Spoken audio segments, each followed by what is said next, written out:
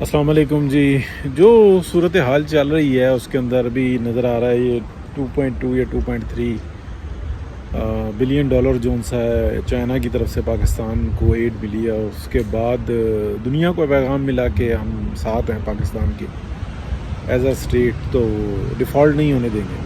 تو I am F نے بھی اس کے بعد جو ان سا نا نرمی دکھائی, کیونکہ اعلان پہلے ہو گیا تھا. اور یہ بڑی واضح سی ایک اشارہ تھا کہ جو صورتحال چل رہی تھی اور جس طریقے سے پاکستان میں جو کچھ چل رہا تھا اس کی طرف کافی دفعہ ہم بات کر چکے, لیکن اگلی بات ایک اور جو کہ ڈسکشن چل رہی ہے اور اس کو بھی ذکر میں لے کے آتے ہیں, یعنی کہ پاکستان کے اندر معیشت ایک دم سے کیوں نہیں درست ہو رہی. پہلی بات تو یہ ہے کہ جو اتفاق ہوا ہے وہ یہ ہوا ہے کہ پاکستان کو سٹیبل کرنا ہے, اور پاکستان کی سٹیبلٹی جب ہوئی ہے, یعنی کہ 2013 سے لے کے 2017 تک سٹیبلٹی ہوئی ہے. ایک سال بس نکالا کھینچ کے, حکومت تو نہیں تھی, بس پیروں میں بیڑیاں پڑی ہوئی تھی اور جکڑی ہوئی ایک حکومت تھی جو اسٹیبلشمنٹ کا کردار ہے, جو آج بڑے مہذب بننے کی کوشش کر رہے ہیں کہ یہ پولیٹیکل ہو گئے ہیں. یہ وہی لوگ تھے جن کی وجہ سے یہ سب کچھ ہوا. بیرونی جو تھے سورس ان کو تو چھوڑیں, وہ تو ہمیشہ یہی چاہتے ہیں کہ کوئی ہمیں ملے. تو اب کیوں ایک دم سے بہتری نہیں ہو رہی, جبکہ اس وقت انفراسٹرکچر اتنا اسٹرانگ نہیں تھا, ابھی اسٹرانگ ہے. دیکھیں بہت ساری چیزوں کو نا سیاستدان کیلکولیٹ کرتا ہے, اور جو ممالک ہیں وہ بہت ہی زیادہ کیلکولیٹ کرتے ہیں. تو یہ صورتحال نا کوئی 2-3 مہینے نہیں بلکہ میرا خیال ہے 6 سے 8 مہینے رہے گی, یا شاید 1 سال بھی رہے. لیکن اس کے بعد ایک مستقل بنیاد پر جو ان سے نا خوشحالی اور بہتری آئے گی, مستقل بنیاد پر. اس لیے کہ جو یہ سارا گیم پلان ہوا تھا اس کے اندر جو کچھ بھی ہوا وہ ہم سب کو پتہ ہے, لیکن اس کا مستقبل جو وہ لوگ دیکھ رہے تھے, یہ جو ریٹائرڈ جو لوگ ہیں, یہ انہی کے لوگ ہیں جو سرونگ ہیں. ٹھیک ہے, کسی کا چاچا ہے, ماما ہے, باپ ہے, ٹھیک ہے, بیگمات ہیں, بھابھی ہیں. یہ ایک ہی گینگ ہوتا ہے, یہ گینگ ہے جو اس وقت میں اپنے ہی جو کرتے دھرتے ہیں نا, تو ان کو گالیاں دے رہا ہے.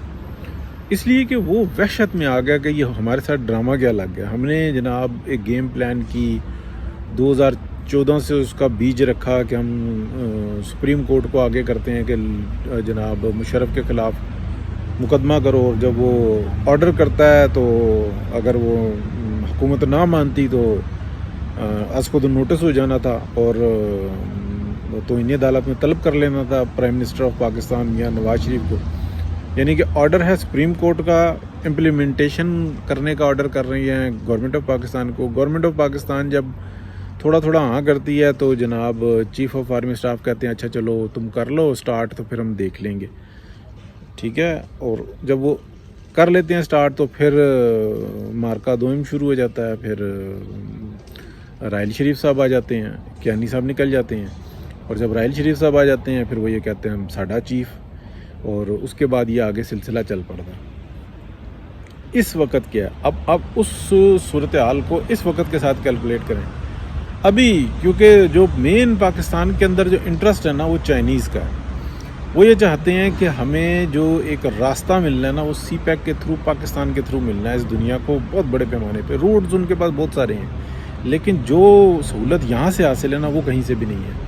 ایران سے اگر پائپ لائن کے تھرو تیل جا سکتا ہے, گیس جا سکتی ہے, تو وہ پاکستان کے تھرو. قازقستان, رشیا سے جو ممکنہ طور پر راستہ ہے وہ افغانستان سے ہوتا ہوا پاکستان, اور پھر یہ جاتا ہے چائنیز کو, جو کہ ان کو اگر وہ اپنی انڈسٹری کو اور اپنے جو ایگریکلچر کو بڑھائیں گے اپنے ایریا کے اندر, جو کہ ان کا 60% ایریا, تو پاکستان ڈیفینیٹلی ان کو چاہیے ہوگا. تو جو پاکستان کے اندر ہیں وہ یہ کہتے ہیں کہ ہم بس کیش کرتے ہیں, ہماری ذات, ہمارے بچے, ہمارا مستقبل, وہ بھی امریکہ اور یورپ میں, باقی جائیں جہنم میں. یہ ہمارے لیے کوئی حیثیت نہیں رکھتے, نفرت کرتے ہیں پاکستانیوں سے. اس کی 1000 مثالیں انفرادی طور پہ فلانا افسر, 1000 مثالیں آپ کو مل جائیں گی جو انہی کاموں کے اوپر کروڑوں اربوں ڈالر کما کے اور نکل گئے. تو وہ اگلے بھی سوچتے ہیں یار 4 میزائل سے بہتر یہ ہے کہ ایک کا بھلا کر دو بس، ٹھیک ہے، وہ بیڑا غرق کر دے گا. وہ 100 میزائل نہیں اتنا بیڑا غرق کر سکتے جتنی یہ نصف اتارے گا پاکستانیوں کی، اور پھر وہ بھی ہمارے پاس ہی آ جانا پیسہ. مزیداری آپ دیکھیں، کمال دیکھیں. بس ان سے سوال نہیں پوچھنا، باقی تھیلا غریب کا پوچھنا ہے کہ وہ $10,000 سے اوپر تو کہاں لے آیا. لیکن ملک ریاض سے بھی پوچھنا ہے، ان سے نہیں پوچھنا. اچھا اب آگے دیکھیں اس وقت میں کیا کر رہے ہیں. وہ یہ کر رہے ہیں کہ ضیاء الحق کا دور ہٹا 88 میں، بے نظیر کا آ گیا. اچھا ابھی اسٹیبلٹی اتنی نہیں تھی، 90s آ گیا، نواز شریف کا دور آیا، ایک دم بوم آیا، سڑکیں روڈیں اور سب کچھ فٹافٹ اگلوں نے پلاٹ بیچے، امریکہ یورپ شفٹ ہوئے. اچھا پلاٹوں کی کہانی ہے مین. پھر جناب اگلا دور مشرف کا آ گیا، پھر ایک گیپ آیا، پھر مشرف کا دور آ گیا. مشرف نے جناب خوب جناب رقبوں کے رقبے، جناب ڈی ایچ ایز، عسکریز اور یہ بڑے بڑے پلانز سب جگہوں پہ قبضے ہوئے. پھر وہ ریٹائر ہو گئے، کچھ حاضر سروس تھے، اور کچھ ان کے نام پر ہوتے ہیں، کچھ بے نامی بہت زیادہ ہوتے ہیں. یعنی کہ جو فائلیں ہوتی ہیں نا، یہ ٹرینڈ کہاں سے ہے آپ دیکھیں، فائل بے نامی ہوتی ہے. اچھا وہ جناب وہ بیچے اور چلو امریکہ، چلو یورپ، چلو کینیڈا، چلو آسٹریلیا، یہی ہوتا رہا. یہ جو دور آیا نا، جو نیا انہوں نے کام کیا، تو 2017 کے اندر جب میاں صاحب کی گورنمنٹ گئی تو ایک بہت بڑا تھنک ٹینک جو نا وہ اس وقت میں ایکٹیو ہوا تھا، وہ بالکل پاکستانی ہے. ان کو فاقہ مست، بہت دفعہ میں نے بتایا کہ فاقہ مست بھی ہیں اور بالکل پاکستانی ہیں. انہوں نے جناب سارا پلان کیا 2017 کے اندر نا اور 18 کے اندر. اتنا جو ایسا سرمایہ تھا پاکستان کے اندر جو کاؤنٹیبل نہیں تھا، وہ نکل گیا، مور دین 80% نکل گیا. باقی بھی بعد میں نکل گیا. جو اصل بیچ کے نکلا وہ بعد میں نکلا، لیکن وہ جو کاؤنٹیبل نہیں ہوتا، لیکن سرکل اس کی وجہ سے ہوتا پوری دنیا میں، وہ نکلا. اچھا اس کے بعد کیا ہوا ہے، تکلیف سے آگے میاں نواز شریف نے ایک لفظ کہا تھا کہ میں کسی کارکن کے اوپر، کسی شخص پہ کوئی آنچ نہیں آنے دوں گا، میں خود پہ سہ لوں گا. اور دیکھیں اس شخص نے وہ پورا کر کے دکھایا. جیل چلے گئے بیٹی کو لے کے، صبر تحمل کے ساتھ. کیونکہ یہ جو پولیٹیکل ایکٹیویٹیز ہوتی ہیں نا، پولیٹیشین بہت اچھے طریقے سے سمجھتا ہے کہ ہر سرکل کی لائف میکسیمم 7 سال ہوتی ہے. دنیا کے اندر جتنے سرکلز ہوتے ہیں نا، میکسیمم اس کی لائف 7 سال ہوتی ہے، اس سے بڑا ہوتا ہی نہیں ہے. یعنی کہ کوئی بھی چیز آپ لے لیں تو اس کے اوپر 7 سال میں عروج بھی آئے گا اور پھر زوال بھی شروع ہو جائے گا. ٹھیک ہے، وہ جو زوال شروع ہوا تو باٹم تھا، تو ان کو پتا تھا 7 سال میکسیمم یہ پھر آپ اٹھ جائیں گے. اب وہ اٹھنے کا ٹائم آیا ہوا، لیکن اب پلان بڑا زبردست ہے. ڈیفالٹ کے نزدیک لے کے آئے پاکستان کو. جو بھی ہونا تھا، جو ڈی نیوکلیئر کرنے کی باتیں ہو رہی ہیں، یہ پتہ ہے سب کو کہ کس نے شور مچایا تھا. سب سے پہلا بندہ وہ کون تھا. اچھا پھر پلان ان کا خراب ہوا. جب ایک دفعہ خراب ہوا تو جو پازیٹیو مائنڈ لوگ تھے وہ ایکٹیو ہو گئے. تو پھر ان کے سامنے بولنا مشکل ہوتا ہے. اگر کوئی چھوٹے سے چھوٹا شخص اپنے باس سے یہ پوچھے نا کہ جو آپ پوچھ رہے ہیں یہ تو بیڑا غرق ہے، تو وہ پھر آگے سے کچا پڑ جاتا ہے. اور جب وہ شور مچا دے نا تو 1000 چیزیں ہوتی ہیں. وہ کہے گا کہ یار 4 نہیں 10 یا 100 میں نے تمہارے کالے کام کیے ہیں، لیکن یہ کیا. تو اب یہ چکر ہو چکا ہوا ہے.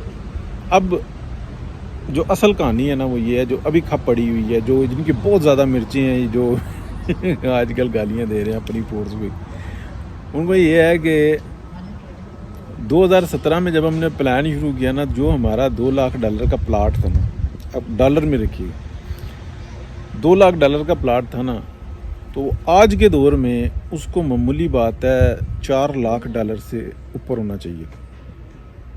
یا ایسے کر لیں کہ $2 لاکھ کا پلاٹ تھا تو اس کی اصل قیمت تو جو سی نا وہ آج $2 لاکھ ہونی چاہیے تھی. اب 203 روپے کا جو ڈالر تھا 2017 کے اندر، 202، 203، 204، 205، یعنی کہ 100 سے اور 105 کے درمیان گھومتا تھا اس وقت جو 2017 میں تھا. وہ اس ٹائم میں کتنے کا ہے؟ 215، 10، 15، 20 ایسے گھوم رہا ہے. اچھا تو آپ رفلی لگا لیں، بالکل آدھا ہو گیا. تو وہ یہ سوچتا ہے کہ میرا جو $2 لاکھ کا پلاٹ تھا تو وہ $2 لاکھ کا تو ہے، اب انکریز کتنا کیا، انکریز کیا کرنا تھا، وہ پاکستانی روپیز میں جو 2 لاکھ کا تھا تو اس وقت سمجھ لو کہ وہ 2 کروڑ روپے کا تھا، ٹھیک ہے. ابھی وہ کتنے کا ہے، اب آپ اندازہ لگائیں، وہ 2 کروڑ کا پلاٹ جو ہے نا وہ میکسیمم 2.5 کروڑ روپے کا ہوا. تو وہ یہ سوچتا ہے کہ میرا تو $2 لاکھ کے میرے $1 لاکھ رہ گئے اور انکریز کر کے میرا سوا لاکھ رہ گیا، تو میرے جو $75,000 کی کٹی کی میری. اچھا یہ بوم نہیں آنے دے رہی نئی جو گورنمنٹ آئی ہے، کیونکہ یہ مل کے آئے ہیں دوسرے کے دیواریں چین کے ساتھ، وہاں سے مشورے لے کے آئے کہ ان کا یہ کام تھا، پلان تھا کہ ہم نے لوٹ تو لیا ہے، اب جیسے یہ بوم لے کے آئیں گے ہمارے پلاٹ بکیں گے، سرکولیشن آئے گی، ہم بیچو اور پھٹو، کینیڈا چلو، آسٹریلیا چلو، نیوزی لینڈ چلو، یورپ چلو، لنڈن چلو، امریکہ چلو. اب وہ جناب وہ ایسا سٹل کام کیا ہوا ہے، اوپر سے شور ڈالا ہوا، پکڑو پکڑو، مارو مارو، آپس میں لڑ گئے. تو آپ اندازہ لگائیں کہ یہ کیا کاروائی ڈلی ہوئی ہے. اوف. انجوائے کریں جی. کوئی ایک سویلین ان معاملات کا ذمہ دار نہیں ہے، ایک سنگل سویلین. جو ہیں قصوروار وہ بھگتیں پھر. تو بڑی مزیدار کہانی ہے، بڑا مزہ آتا ہے جی. کیونکہ دیکھیں جب انسان کے اوپر ناگہانی آتی ہے نا تو اللہ کی طرف سے امتحان ہوتا ہے، اور اگر وہ خود کوئی چول مارتا ہے نا تو وہ ایسا ہوتا ہے کہ وہ بھی ایک امتحان کی شکل ہوتی ہے، لیکن اس کا قصوروار وہ خود ہوتا ہے. تو جب ناگہانی آئی بھی ہو نا اس پہ انجوائے کریں، رب کی رضا میں راضی ہو کہ یا اللہ میرا ہاتھ اتنا تنگ نہ کری ہو کہ روٹی سے تنگ آ جائے. اس وقت کوئی شک نہیں کہ مور دین 80% پاکستان کے اندر لوگ روٹی سے تنگ آئے ہیں، لیکن اس کے قصوروار یہ نہیں ہے. ہم ایک دوسرے کا ساتھ دے کے نا نکل لیں گے ٹائم.